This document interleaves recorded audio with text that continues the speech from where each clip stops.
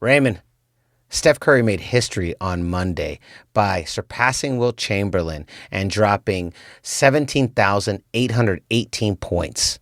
Now, this made me think, Raymond. This made me think. One day, the GoldCast, God willing, is going to get to 17,818 episodes. And on that day, what are you going to do to celebrate? Well, assuming I'm still alive by the time we reach that milestone, I will hopefully have a good working pacemaker. I hope to have good working eyes. And hopefully I don't, suffer from some kind of stroke out of, pure elation of hitting such a milestone. You are going to be 155 years old at that time, so you will have to be careful. Very careful. I myself, I'm going to probably do cartwheels. Now, how will I do cartwheels at 150, say? Well, it's going to be very easy, Raymond. My consciousness will be downloaded into the internet. And so I'll in fact probably be younger now than in 150 years than I am now. And then I will raise my cybernetic arm in celebration as being the greatest Bay Area sports podcast ever to be assembled on planet Earth. This is the GoldCast. Boom! Welcome to another edition of the GoldCast. We are the voice of the Bay. I'm your host, Rudy3, and with me is my brother, my co-host, Raymond Salisa first, baby. Boom! You'll know why I keep doing that. I mean, Rudy does it too, but you'll see why we're doing it because of who we're talking about tonight. That's right. And if you're listening to us and you keep hearing us laugh, go check us out on YouTube and you'll understand why we're laughing. Why I'm laughing so much at that clip. Yeah, because I'm not going to describe every physical thing we do. This isn't Joe Rogan podcast.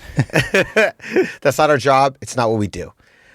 All right, Raymond, we're going to begin today with while I was recording with Max Marsh and you were busy selling houses in San Francisco, there was a man taller than us, but smaller in stature than many other NBA players.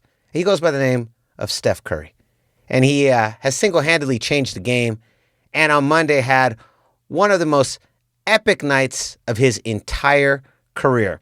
They defeat the Denver Nuggets. Huge win. Denver is, one of the best teams in the league. This is what he did.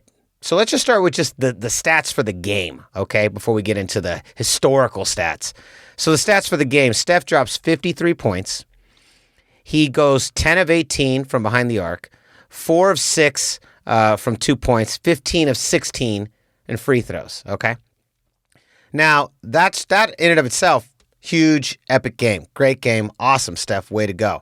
Now let's start getting into the historical stats. He surpasses Wilt Chamberlain, one of the greatest basketball players to ever live, one of the greatest scorers, one of the most prolific scorers ever to play the game. We got Wilt back here, right here behind me. There he is holding his. There he is on Raymond's too. There he is holding his the little front picture of when he took 100 points. And next to him is Steph. Steph surpasses him with 17,818 points to become the franchise leader of the Golden State Warriors. Now, but just to give you some perspective, Steph's been on the team for, a decade at this point now? It's quite some time.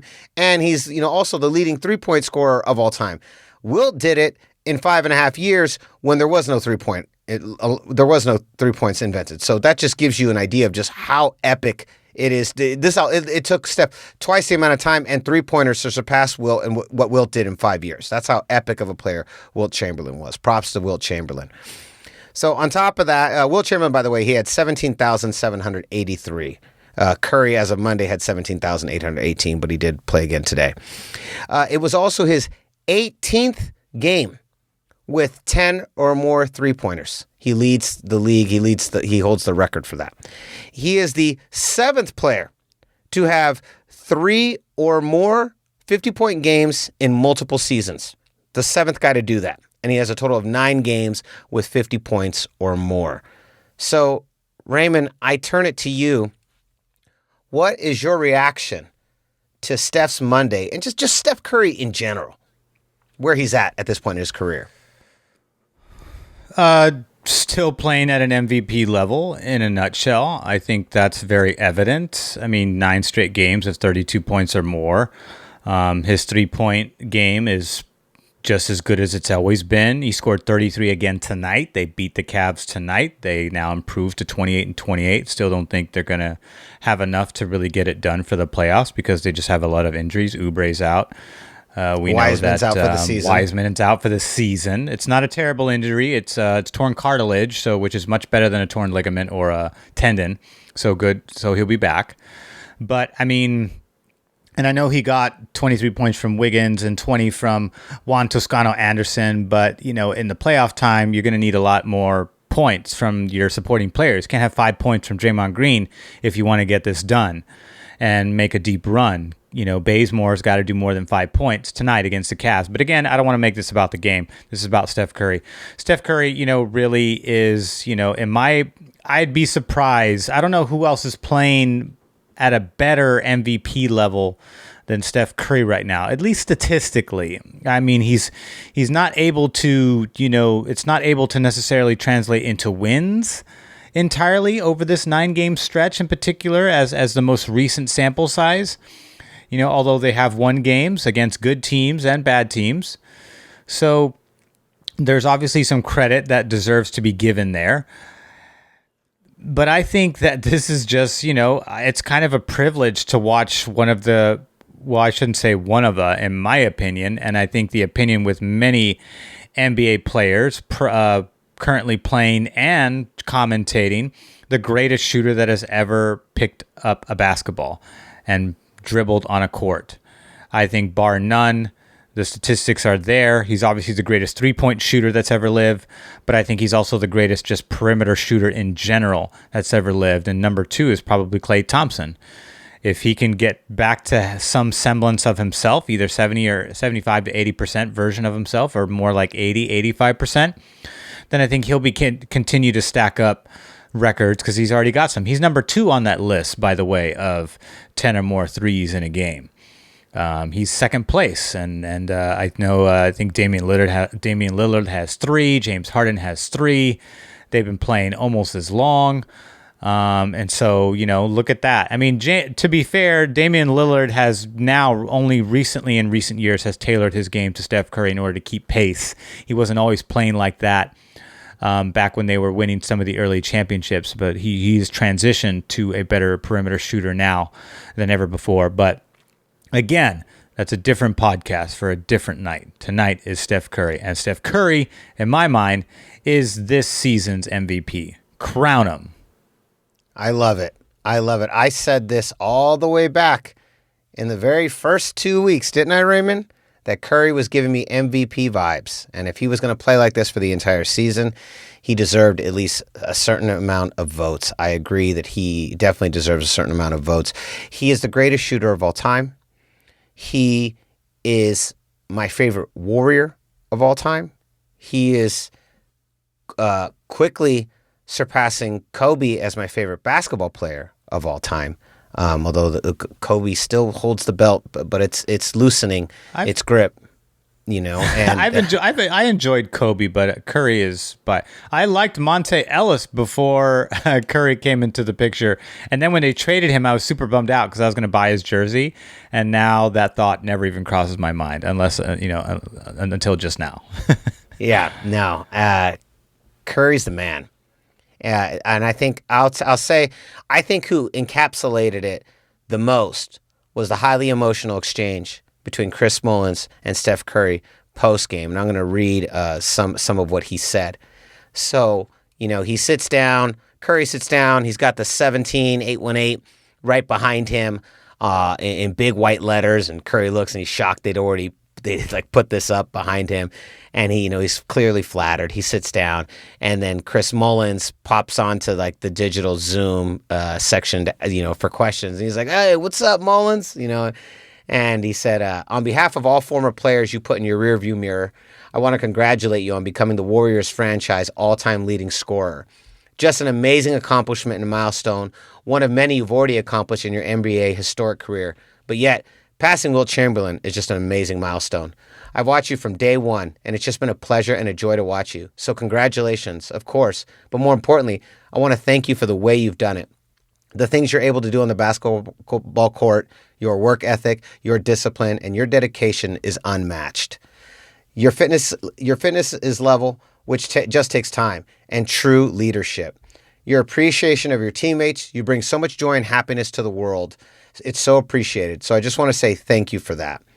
And probably, maybe more importantly, Steph, your humility, your integrity, your class, and your grace. The way you carry yourself on and off the court makes you a true role model for young and old. So really, just want to say congratulations and thank you for being you, Steph Curry. I mean, wow, what a speech from Chris Mullins. And you could see Curry was trying really hard not to cry. He kept tapping his hand, he kept swallowing, and even when he spoke, you could hear he's trying not to crack. I mean, he was so moved and so shocked by what Chris Mullins said. It was an amazing exchange, and I felt like Chris Mullins really encapsulated what we all feel about Steph Curry. Couldn't have put it better myself. I love Chris Mullins. I listen to him about once a week because he's on KMBR, and he does an interview with a couple of the shows there periodically, either with Greg Papa or Tolbert and Kruger and those guys at the later afternoon show. Not as entertaining as Papa, but they have Steve Young and Mullins on regularly, so I do tune in for that. I think Mullins is class. He's Hall of Fame class act. It's a shame he was never, coupled with enough talent to, make multiple runs at a chip. But I mean, at least he gets to live it vicariously through this team and with us as fans, but also as a former player with, of course, the highest accolade you can get outside of a chip, which is Hall of Fame status. So that I think that's a big deal. And Chris Mullins has been the epitome of a class personified for the Warriors franchise ever since he got drafted by them. So I think that I'm not surprised. I didn't get to see that, so I actually want to watch it. I didn't realize that he had gone through those lengths to say that. So I think that that's something I want to check out after we're done recording here, because I definitely want to see that reaction, because I have a lot of respect for Chris Mullins. Even though I didn't watch a lot of his career back then, I was still well aware of him. He was still a big name. He had, he sold jerseys, he sold product, he sold lots of products. So he's not someone that just is just known in the Bay Area. He is a player that is nationally known, and that's a big deal. So my hats to Chris Mullin, and of course to Curry. No bigger compliment other than if Wilt Chamberlain was still alive to say something similar. Yeah, absolutely. Raymond, let's move on. It is time for some Giants. Our boys are rolling. They are rolling. Let's go. Oh man. First of all, there you go. B-Craw? B-Craw? I love it. It comes full circle. It all comes full circle. Now they get to see why you were doing motion. Yeah, Curry is the one. Curry's the one. Yeah. B-Craw did, and then it too. B-Craw, baby. Yeah. Raymond, I was very excited about the start of this season. I know there was a lot of hype around the Padres, rightfully, justifiably so. And I still think they're deserving of that. But in the first 12 games, the Giants have had about as great a start as you can ask for from April. We all know 12 games is a very small sample size, but all we can do here at the GoldCast is report and give our reaction to what the sample sizes we're being given at any point in time in any one of our teams' current seasons. And that is what we're going to do. And the Giants are rolling. I love it. I love it so much. So I just want to compare for you, Raymond.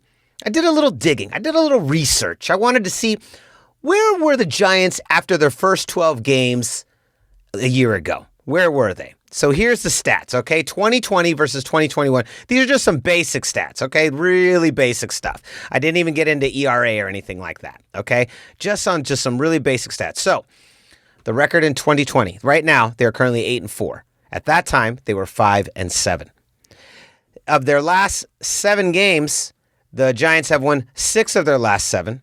A year ago, they'd only won 3 of their last 7. The total runs earned a year ago was 56. This year, 41. So actually, they were doing better. Bats were a little more consistent. Here's the difference. And this is and we talked about this all the way back to last year about the San Francisco Giants. Runs allowed, 71 back in 2020.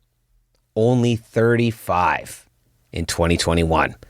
The defense has come on in a way that we could not get it going a year ago. The pitching is way better. Cueto, before he got injured, which really sucks because he lost a lot of weight during the offseason, and he looks great, and he's pitching great. Cueto was looking good. Gosman looking good, really starting to come on. I really like our closer, and I'm just really happy with what I'm seeing from this Giants. Maybe we could use a little more batting oomph, but in general, Ray, the team looks really good. I'm really happy. It's like we just got to keep rolling. May 21st is our first meeting against the Dodgers, and all our boys have to do is just keep chugging along, keep pushing, keep fighting, keep strong pitching, good defense, big bats. It's not that hard. It's the recipe for every successful team forever in baseball, and will always be the recipe forever in baseball. But Raymond, let's talk. I want to hear your opinion. First 12 games of the San Francisco Giants, where are you at? To me, I think it kind of two stats really stand out to me, and that's the long ball and starting pitching. More so than bullpen, because bullpen has really been the biggest culprit for some of the losses, the few losses that we have this season. It's still early. Remember, 8-6, it's not 8-5. Is it 8-5? 8-4. Sorry, 8-4. That's right. We were 6-4 coming into it. Then we lost against the Reds and dropped to 6-5. Then we won back-to-back against the Reds to take the series. So starting pitching is really the biggest thing that has started off on the right foot this year versus last year. The bullpen's been an issue that I think the bullpen can put it together. I think Webb was really good in the last game, and he's someone who can actually start as well. He's been in that role before, so it's someone that he can fall back into that rotation if they need him in that rotation. If maybe the younger guys like Gosman, struggle. He struggled a little bit against the Reds, but was able to settle in after 5 runs of damage in the first 2 innings. Really settled in on his outing. Johnny Cueto's been pitching like an ace. He's got a lat, so he's on the 10-day DL. That's kind of a disappointment. So he's going to miss at least 2 starts. Depending on the schedule. Hopefully it's just 1. But we'll see how the lat feels after the 10 days, if there's a break. The games seem a little smushed in right now because of the scheduling. They've played X amount of games in a row already. So, but they finally got a break today, so that was nice. But I think that's, to me, the thing that really stood out. And B-Craw came home and really was kind of the biggest, next to Evan Longoria, was really the biggest offensive juggernaut that the Giants saw in this home stretch, which, by the way, only lost a single game at home so far. That was great. 2 doubles, 2 home runs, 7 ribbies, playing, he struggled, his batting average does not look right now. And he needs to have a really solid season this year along with Brandon Belt, because it's their last years in their contract.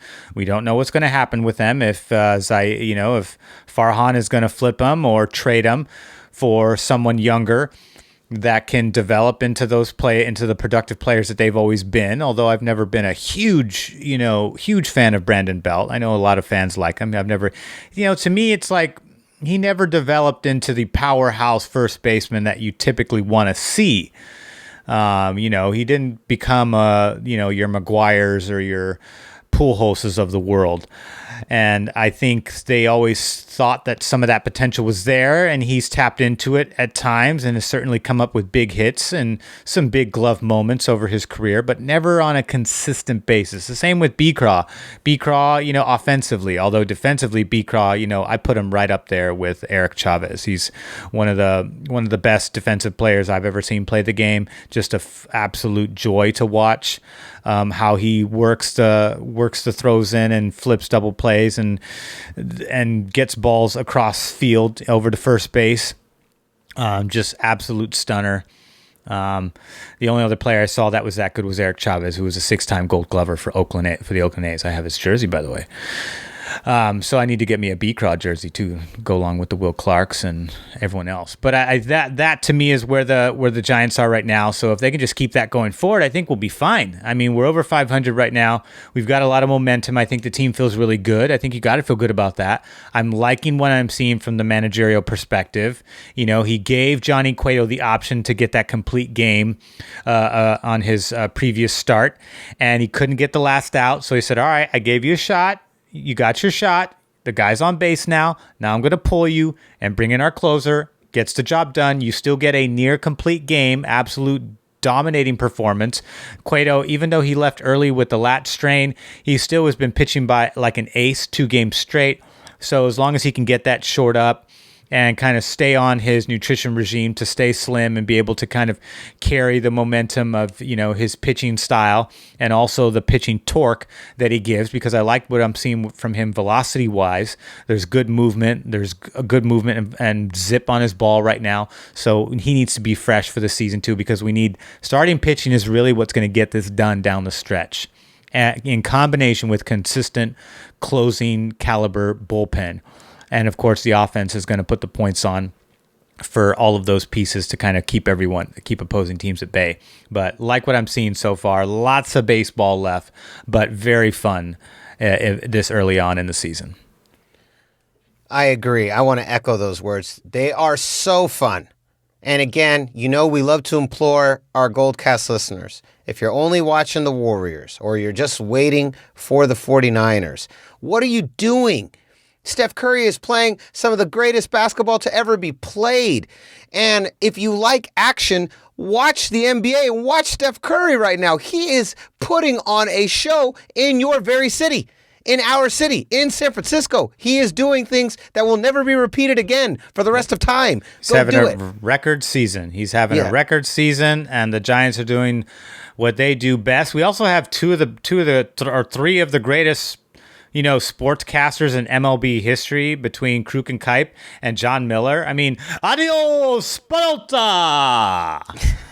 The home run call. How about, it is out of here! Yeah. Yeah. Swing and a miss. Or my favorite, though, Raymond, is that when it's time for a change, think speedy oil change and automotive parts. Can't stand when they got to do those stupid ad interjections. Now we're going to take a break.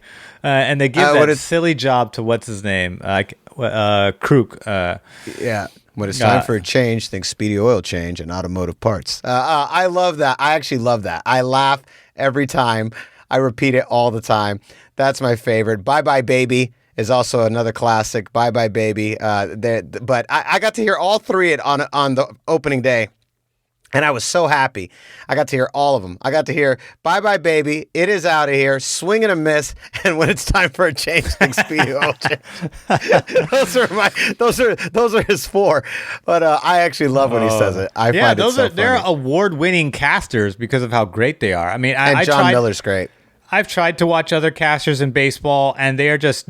What's great is that not only do they have like signature calls that are so fun to make baseball great. John Miller just has that amazing voice. He has the best voice in terms of tone and inflection. It's great. By the way, adios pelota means goodbye ball in Spanish, which is his signature home run call, which is great.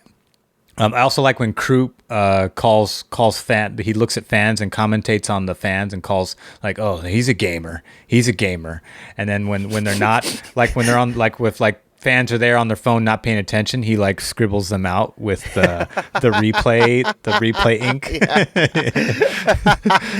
Yeah, and if you should definitely be tuning into the Giants because they're really fun, and we've been patiently watching this team build over the last year and a half since Farhan Saidi took over. Saradi, I hope I'm saying that right. I apologize if I'm not. But he is so good, and I'm really liking where they are. And if they keep playing like this, I'm going to say the Giants are kind of a year early. I expected them to look like this next year, not right now. And if they can keep this up, baseball's a long, streaky sport. So I'm not going to sit here and say that these are now your Giants for the next, for the rest of the season. But they keep this up. It's going to be a real tight race in the NL West. Let's say that. We're still missing a few pieces to put it all together. We're still kind of a patchwork of, young talent mixed in with veteran talent. And, because remember, when this Giants went on this run, there was also a mixture, especially the 2010 team was a veteran, mixture patchwork with the exception of, Posey, B-Craw, those guys. And then in the next year, we got even younger and moved some of those guys out, like Omar Vizquel and Edgar Renteria. Those guys left, and then we moved the younger guys in. We started to get younger and also better and more and kept winning championships. And I feel like that same momentum is starting to build here, where now the old champions are now in those veteran roles, and now the younger guys are starting to come in and fill some of those roles up. And I'm not saying anything prematurely. I'm not making any hot bold predictions, but it's a similar transition is starting to transpire. Whether it will evolve into something of a tournament run still remains to be seen. But I like what I'm seeing so far. Is my point. I do too, and we got to run, and we'll be back. But before we leave, question: how do you feel about Steph Curry's monstrous Monday? That's what I'm going to call it. Let us know in your thoughts. Go to youtube.com/thegoldcast and let us know how you felt. What is your reaction to Steph Curry surpassing Wilt Chamberlain? And what player excites you the most on this current Giants roster? Go to youtube.com/thegoldcast. Leave it in the comments. And don't forget to like, comment, and subscribe. And we'll be back next week with more Bay Area sports. We just keep rolling. Let's go. And so concludes another edition of the GoldCast. We are the voice of the Bay. I'm your host, Rudy3, and with me is my brother, my co-host, Raymond Solis the first, baby. Adios, pelota! Adios, pelota!